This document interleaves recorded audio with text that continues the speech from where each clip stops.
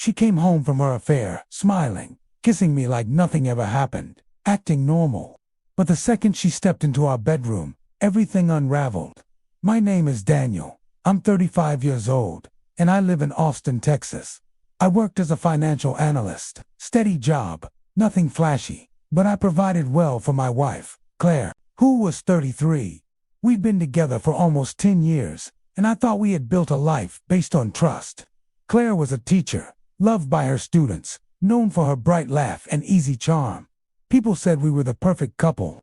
We bought a modest home together, decorated it, and dreamed of starting a family.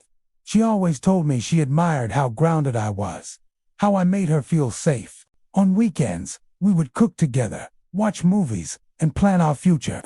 She made me believe I was enough for her, that I was everything she wanted, and I believed her.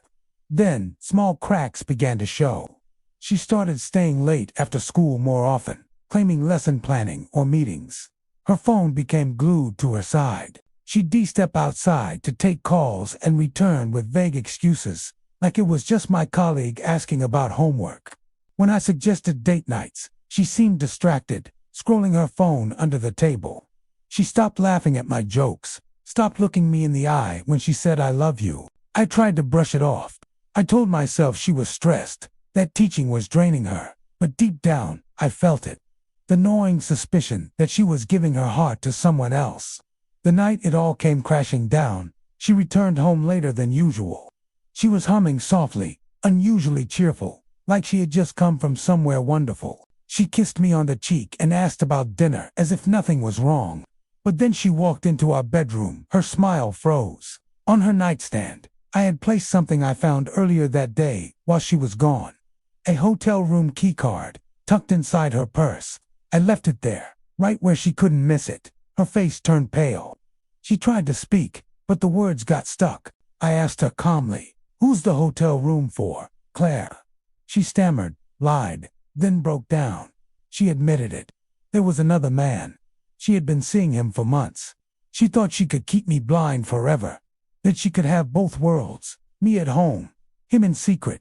In that moment, every illusion I had of her shattered.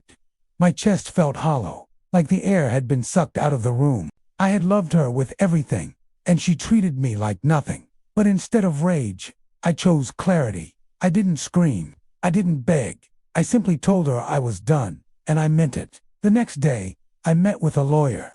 I froze the joint accounts, transferred what was rightfully mine, and filed for separation. Claire begged. She cried, promised it was a mistake. But I knew better. Here's where the twist came. The man she cheated with, he was married too. I contacted his wife, presented her with the hotel card, the messages, everything.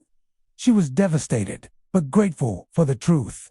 Instead of destroying each other, we built each other back up. While Claire and her lover's marriage collapsed under the weight of lies, his wife and I formed a quiet friendship. We leaned on each other, supported each other, and eventually, that friendship grew into something more. Meanwhile, Claire had to face the fallout of her choices. Losing me, losing stability, and eventually even losing her job after her reputation caught up with her. Walking away was the hardest thing I've ever done, but it gave me back my life. I found peace, love, and success in places I never imagined, simply because I refused to settle for being anyone's second choice. Claire thought she could betray me and still keep me.